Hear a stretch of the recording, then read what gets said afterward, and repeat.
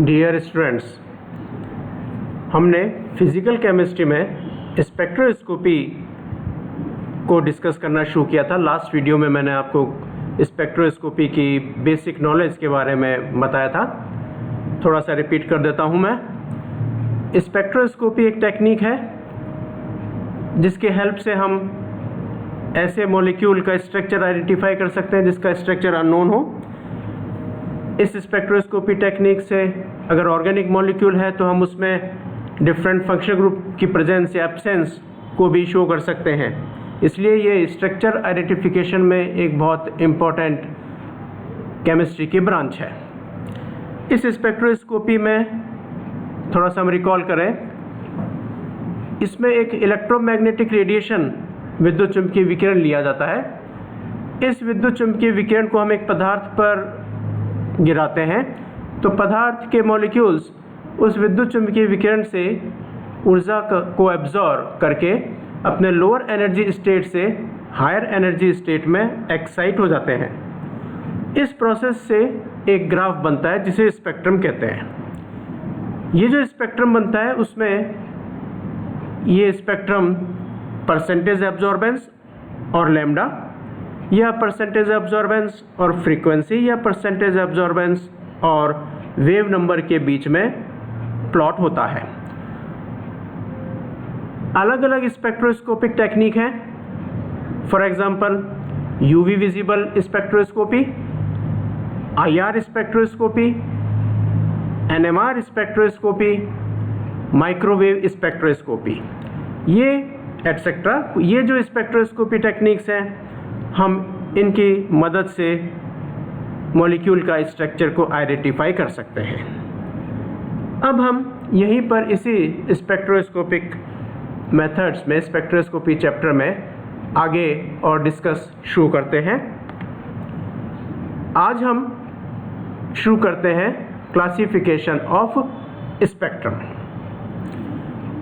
जो स्पेक्ट्रम बनता है, किस तरह से किसी मॉलिक्यूल का स्पेक्ट्रम लिया जा रहा है, उसके आधार पर हम ये कह सकते हैं स्पेक्ट्रम जो है वो दो प्रकार के होते हैं, यानी दो प्रकार के मेथड से हम स्पेक्ट्रम प्राप्त कर सकते हैं।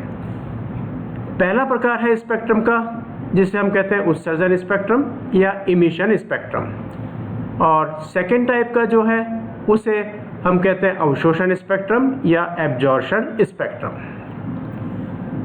ये जो इमिशन या उत्सर्जन स्पेक्ट्रम है इसको हम इस तरह से एक्सप्लेन कर सकते हैं शॉर्ट में।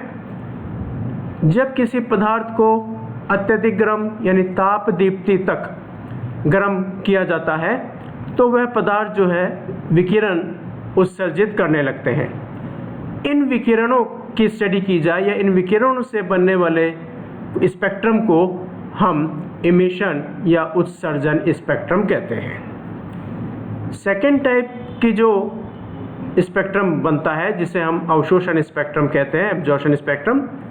जनरली जो स्पेक्ट्रोस्कोपी विधियां हैं उसमें जो स्पेक्ट्रम बनता है वो अवशोषण स्पेक्ट्रम कहलाता है। इसको हम इस तरह से डिफाइन कर सकते हैं, जब किसी सोर्स या स्रोत से प्राप्त प्रकाश को किसी अवशोषक माध्यम यानी एब्जॉर्बिंग मीडियम में से पास किया जाए या गुजारा जाए तो बनने वाले स्पेक्ट्रम को हम एब्जॉर्शन स्पेक्ट्रम कहते हैं। यानी हम इस प्रकार के मेथड में इस प्रकार के स्पेक्ट्रम को प्राप्त करने में एक इलेक्ट्रोमैग्नेटिक रेडिएशन को सोर्स के रूप में काम में लेंगे।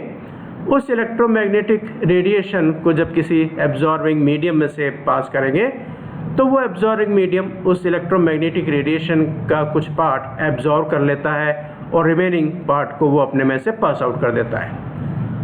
इस प्रकार से जो स्पेक्ट्रम बनता है उस स्पेक्ट्रम को हम एब्जॉर्शन स्पेक्ट्रम कहते हैं। ये दोनों तरह के जो स्पेक्ट्रम होते हैं, इमिशन और एब्जॉर्शन, ये दो प्रकार के होते हैं। नंबर 1 है कंटिन्यूअस स्पेक्ट्रम, सतत स्पेक्ट्रम। जब सूर्य के प्रकाश को प्रिज्म में से होकर पर्दे पे गिराया जाए तो 7 रंगों का 7 कलर्स का एक बैंड बनता है।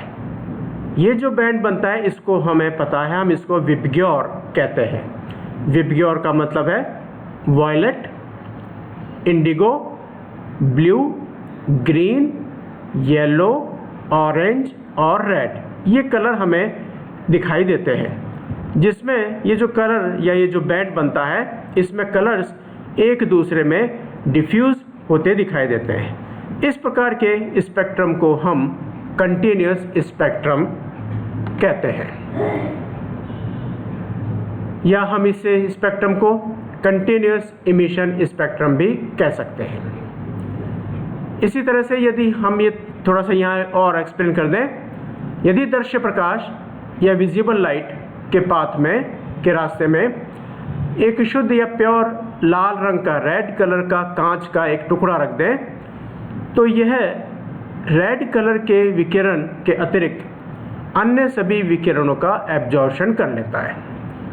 इस प्रकार से प्राप्त स्पेक्ट्रम को हम कंटिन्यूस एब्जॉर्प्शन स्पेक्ट्रम कहते हैं। और दूसरे प्रकार का जो स्पेक्ट्रम है उसको हम कहते हैं डिसकंटिन्यूस स्पेक्ट्रम।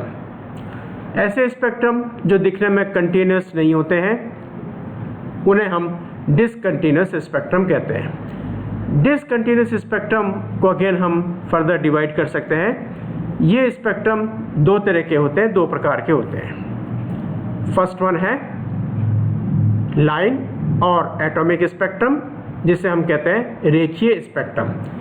यानी ये जो ऐसे स्पेक्ट्रम हैं वो एटम्स द्वारा दर्शाए जाते हैं, इसलिए हम इसका नाम एटॉमिक स्पेक्ट्रम कहते हैं। या ऐसे स्पेक्ट्रम में लाइंस दिखाई देती हैं, इसलिए हम इसको रेखीय या लाइन स्पेक्ट्रम भी कहते हैं। इसको हम इस तरह से बता सकते हैं कि किसी तत्व की वाष्प से उत्सर्जित प्रकाश के स्पेक्ट्रम में पतली, चमकीली और विशिष्ट रंग की अनेक श्रेणीबद्ध रेखाएं प्राप्त होती हैं। हम यूं भी कह सकते हैं, अर्थात दो क्रमागत रेखाओं के बीच अंधकार युक्त स्थान होता है। ये जो इस प्रकार के स्पेक्ट्रम बनते हैं उन्हें हम लाइन या एटॉमिक स्पेक्ट्रम कहते हैं। ऐसे स्पेक्ट्रम परमाणुओं द्वारा बनते हैं।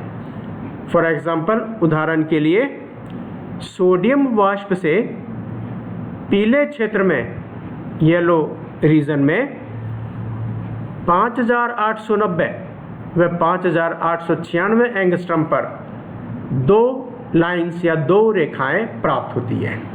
तो ये जो 5890 और 5896 एंगस्ट्रम पर दो लाइंस हमें दिखाई देगी, जो प्राप्त होंगी, इसे हम सोडियम का एटॉमिक स्पेक्ट्रम कहते हैं। ये जो लाइन स्पेक्ट्रम या एटॉमिक स्पेक्ट्रम होते हैं, ये किसी परमाणु का कैरेक्टरिस्टिक प्रॉपर्टी होता है। कैरेक्टरिस्टिक प्रॉपर्टी का मतलब हो गया कि जिन तरंग दैर्ध्य पर अपने को जो लाइंस मिल रही हैं, उन तरंग दैर्ध्यों पर किसी दूसरे एटम जो है वो उन तरंग दैर्ध्यों पर लाइंस शो नहीं करेगा। तो ये एक अभिलाक्षणिक गुण कह सकते हैं, यह एक कैरेक्टरिस्टिक प्रॉपर्टी होती है।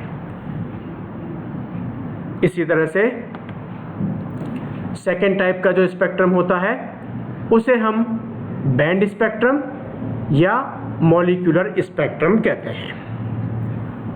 यानी ऐसे स्पेक्ट्रम जो अणुओं द्वारा दिए जाते हैं, दर्शाए जाते हैं, उन्हें हम मॉलिक्यूलर स्पेक्ट्रम या बैंड स्पेक्ट्रम कहते हैं। इस प्रकार का स्पेक्ट्रम एक पट्टियों के एक समूह के रूप में होता है, जिसका एक एंड या एक सिरा तीक्ष्ण व स्पष्ट बाउंड्री युक्त सीमा युक्त होता है तथा दूसरा सिरा क्रमशः हल्का होता जाता है।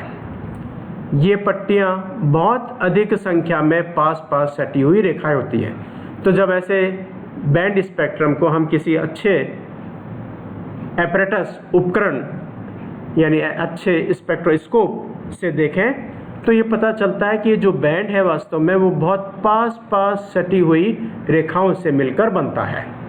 ऐसे स्पेक्ट्रम देने वाले पदार्थ को अगर हम हाई टेम्परेचर तक गर्म कर दें तो बैंड स्पेक्ट्रम खत्म हो जाता है। इसका अर्थ ये हुआ, अतः बैंड स्पेक्ट्रम जो है वो अणुओं द्वारा उत्पन्न होता है, और जब हम उन अणुओं को काफ़ी हाई टेम्परेचर तक गर्म कर देंगे तो वो मॉलिक्यूल टूट जाते हैं, इसलिए वो बैंड स्पेक्ट्रम खत्म हो जाता है।